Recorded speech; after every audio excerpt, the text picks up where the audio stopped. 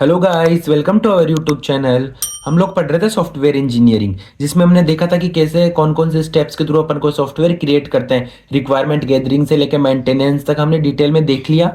इससे फिर हमने स्टार्ट किया था इससे पहले वाले वीडियो में यूएमएल क्या होता है। सो ये हमने देखा था कि यूएमएल को अपन डायग्रामेटिक तरीके से कोई सॉफ्टवेयर की वर्किंग को रिप्रेजेंट कर रहे हैं, और उसमें अपने पास दो डायग्राम्स देखे थे, तो स्ट्रक्चर डायग्राम, एक बिहेवियर डायग्राम। सो उसमें स्ट्रक्चर डायग्राम हमने कंप्लीट कर लिया, जिसमें हमने देखा था क्लास डायग्राम और ऑब्जेक्ट डायग्राम। आज हम स्टार्ट करेंगे अपना नेक्स्ट टॉपिक, जो है बिहेवियर मॉडलिंग या बिहेवियर डायग्राम। इसमें क्या होता है कि कोई सॉफ्टवेयर है वो कैसे क्या इंटरेक्ट करेगा, कैसे क्या उसकी फंक्शनलिटीज होगी, और उन सबको अपन डायग्रामेटिक तरीके से रिप्रेजेंट करें, वो सब। So behavior modeling, it describe how a system behaves, interacts and changes over time using UML diagrams। कि UML diagrams का यूज करके कैसे कोई सिस्टम है वो इंटरेक्ट करेगा, ठीक है, बिहेव करेगा, कैसे क्या मतलब स्टेट्स वगैरह चेंज होगी। अब कौन कौन से डायग्राम्स आते हैं बिहेवियर मॉडलिंग में, जैसे use case diagram, sequence diagram, state diagram, activity diagram. So सबसे पहले अपन देखते हैं कौन सा, state diagram. So state diagram नाम से पता चल रहा है कि it show different states of an object, कि कोई ऑब्जेक्ट उसके अलग अलग स्टेट्स को रिप्रेजेंट करे, तो वो काय के थ्रू करेंगे अपन, स्टेट डायग्राम के थ्रू।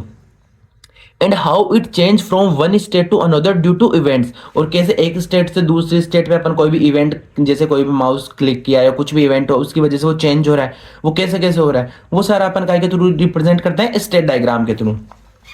सो स्टेट डायग्राम में कुछ की एलिमेंट्स होते हैं, कौन कौन से होंगे, जैसे फर्स्ट वन इज स्टेट। ये क्या बताती है कि उसकी कंडीशन क्या होगी, जैसे स्टेट आइडल होगा या प्रोसेसिंग में है, कि अभी वो फ्री है या प्रोसेस कर रहा है, क्या है, तो वो चीज़ों की स्टेट। दूसरा हो गया ट्रांजिशन। ये क्या बताएगा, मूवमेंट बिटवीन स्टेट्स, कि कोई दो स्टेट्स हैं उनके बीच में कैसे क्या क्या मूवमेंट हो रहा है, तो वो बताता है ट्रांजिशन।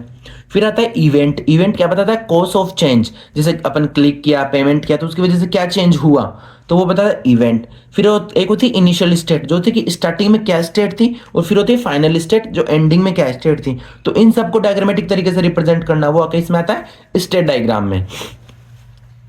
अब जैसे एग्जांपल देखो आप, कि जैसे हमने ऑर्डर पेमेंट सिस्टम का एग्जांपल, जैसे हमने प्लेस किया, ठीक है, तो प्लेस्ड ऑर्डर प्लेस करते वो पैकेट मतलब पैक होगा, फिर शिप्ड होगा, और फिर डिलीवर्ड होगा। तो जैसे जैसे मतलब स्टेट चेंज होती जा रही है, आपको चेंज होके मिल रहा है कि हाँ पहले अपना इनिशियल स्टेट क्या थी, प्लेस्ड थी, फिर पैक्ड थी, फिर शिप्ड थी, फिर डिलीवर्ड थी। तो ये अलग अलग स्टेट्स को शो कर रहे हैं, तो ये हो गया स्टेट डायग्राम। अब इसका यूज कहाँ होता है, जैसे modelling life cycle of an objects and useful in real time systems में। तो ये हो गया स्टेट डायग्राम। फिर सेकंड वन अब होता है interaction diagram. So interaction diagram नाम से पता चल रहा है कि इंटरेक्शंस बताता है आपको। So it show how an object communicate with each other by sending messages, कि कैसे ऑब्जेक्ट से दूसरे के साथ इंटरेक्ट करते हैं मैसेजेस का सेंड करके, ठीक है। अब इसके फर्दर दो टाइप्स होते हैं, एक तो सीक्वेंस डायग्राम, एक कोलाब्रेशन। तो सीक्वेंस डायग्राम में क्या होता है, order of message over time, कि एक फिक्स टाइम के अकॉर्डिंग अपन मैसेजेस वगैरह को सेंड कर रहे हैं, जैसे user login system database. But collaboration या कम्युनिकेशन डायग्राम में क्या होता है, इंटरेक्शन बिटवीन ऑब्जेक्ट्स, ठीक है। It focus on structure plus communication दोनों पे। तो ये होता है इंटरेक्शन डायग्राम। अब आता है सबसे जो इंपॉर्टेंट डायग्राम, वो है यूज केस डायग्राम।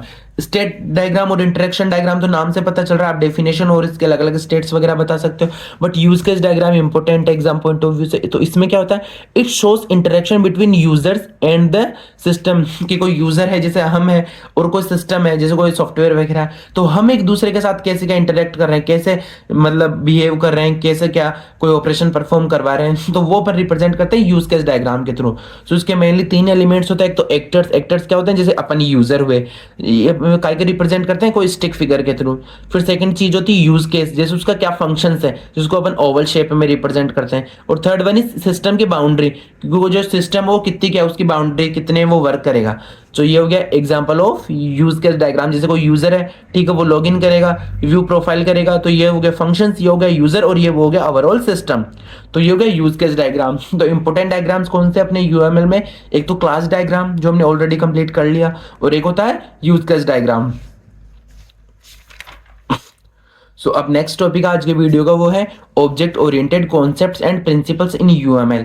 कि हम यूएमएल पढ़ रहे थे, उसमें ऑब्जेक्ट ओरिएंटेड कॉन्सेप्ट्स का अपन कैसे क्या यूज करते हैं। सो ऑब्जेक्ट ओरिएंटेड कॉन्सेप्ट्स कौन से हो गए, are the basic building blocks and use to design a software using objects and classes. कि आप कोई सॉफ्टवेयर बना रहे हो, तो अगर आप वो ऑब्जेक्ट और क्लास का यूज करके बना रहे हो, ठीक है, ऊप्स के कॉन्सेप्ट को फॉलो करके बना रहे हो, तो वो हो गए object oriented concepts. So main concept कौन कौन से हो गए, first one is class. Class means blueprint या टेम्पलेट फॉर एन ऑब्जेक्ट। फिर सेकंड वन हो गया ऑब्जेक्ट, जो इंस्टेंस ऑफ अ क्लास, जो क्लास बनाई उसका इंस्टेंस। थर्ड हो गया इनकैप्सुलेशन, ये क्या काम करता है, raped data plus methods together, ठीक है, जो डेटा हेडिंग का काम करेगा। फिर आता है इनहेरिटेंस, जो क्या करता है, one class inherit properties of another, तो वो गया इनहेरिटेंस का काम।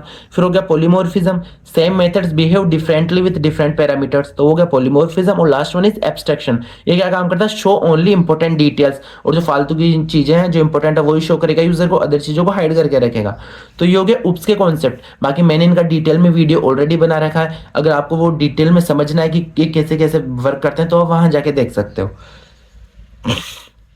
तो ये हो गया उप्स के कॉन्सेप्ट। अब है उप्स के प्रिंसिपल्स कौन कौन से हैं, कि आप उप्स का यूज तो कर रहे हो बट ये क्या क्या चीजें आपको प्रोवाइड करवा रहा है। First one is modularity, means divide system into modules. Second one is reusability, कि reuse the code. Third one is flexibility, कि easy to modify. Fourth one is low coupling, means less dependency between modules. And last one is high cohesion, means focused on modules. So ये हो गया object oriented principles. फिर आता है अपना topic identifying elements of object model, कि कोई user है उसकी रिक्वायरमेंट्स है कि उसको ऐसा ऐसा सॉफ्टवेयर चाहिए, तो उसमें से कि क्या क्या चीजें ऑब्जेक्ट्स होगी, क्या क्या क्लासेस होगी एंड क्या क्या उनके बीच में रिलेशनशिप्स होगा, उनको आइडेंटिफाई करना, ठीक है। So it is a process of finding important objects, classes and relationships from A requirements. अब इसकी कौन कौन सी स्टेप्स होती हैं। फर्स्ट स्टेप होगी identify object, so nouns in a problem statement, जैसे स्टूडेंट, कोर्स, तो वो क्या हमने ऑब्जेक्ट आइडेंटिफाई कर लिया। फिर अपन आइडेंटिफाई करेंगे आइडेंटिफाई क्लासेस, जैसे ग्रुप ऑफ सिमिलर ऑब्जेक्ट्स, जैसे स्टूडेंट क्लास। फिर होता है आइडेंटिफाइंग एट्रीब्यूट्स, जैसे डेटा ऑफ क्लास, जैसे नेम, रोल नंबर। फिर आइडेंटिफाइंग मेथड्स की उसमें क्या क्या फंक्शंस हो गए, जैसे लॉगिन, रजिस्टर। और लास्ट में आइडेंटिफाई रिलेशनशिप्स उनके बीच में, जैसे एसोसिएशन होगा, इनहेरिटेंस होगा। तो ये हो गया identifying elements of an object method. अब लास्ट टॉपिक है आज की वीडियो का, वो है object oriented matrices. So this are used to measure quality and complexity of an operating, मतलब सॉफ्टवेयर की, हम जो सॉफ्टवेयर बना रहे हैं उप्स का यूज करके, तो उसका क्वालिटी कैसी क्या रहेगी उसको मेजर करना। सो इंपॉर्टेंट मैट्रिसेस कौन कौन सी होगी, जैसे क्लास काउंट, तो इसमें अपन क्या देखते हैं, नंबर ऑफ क्लासेस कितनी होगी। मेथड्स पर क्लास, तो उसमें से अपन देखते हैं कि कॉम्प्लेक्सिटी क्या होगी, जैसे coupling, dependent between classes. Cohesion की how focused classes, and depth of inheritance की इनहेरिटेंस लेवल्स। तो इन सब को बेसिस पे अपन क्या डिसाइड करते हैं कि जो क्वालिटी होगी वो कैसे क्या होगी। और फिर आता है अपने पास object oriented estimations. So estimating time, cost and efforts of object oriented project, कि हमने जो ऑब्जेक्ट ओरिएंटेड प्रोजेक्ट बनाया है इससे पहले वाली चीजों का यूज करके, तो उसके अकॉर्डिंग टाइम और कॉस्ट को एस्टिमेट करना। So it based on number of classes, complexity, reusability and time experience, इन सब पे बेस्ड करके अपन क्या है, ठीक है, किसी चीज को एस्टिमेट करते हैं कि उसकी कॉस्ट क्या होगी। अब टेक्निक्स कौन कौन सी यूज करते हैं, जैसे कोकोमो मॉडल या यूज केस बेस्ड एस्टिमेशन। अभी कौन कौन सी टेक्निक्स कैसी क्या अपन यूज करेंगे, ये ऑलरेडी हमने इससे पहले वाली वीडियोस में कंप्लीट कर लिया है, तो वहां से देख सकते हो। तो इसी के साथ अपना सॉफ्टवेयर इंजीनियरिंग यही कंप्लीट होता है। अगर आपको ये टॉपिक है, किसी भी टॉपिक पे कोई डाउट हो तो आप कमेंट करके पूछ सकते हो। Thank you.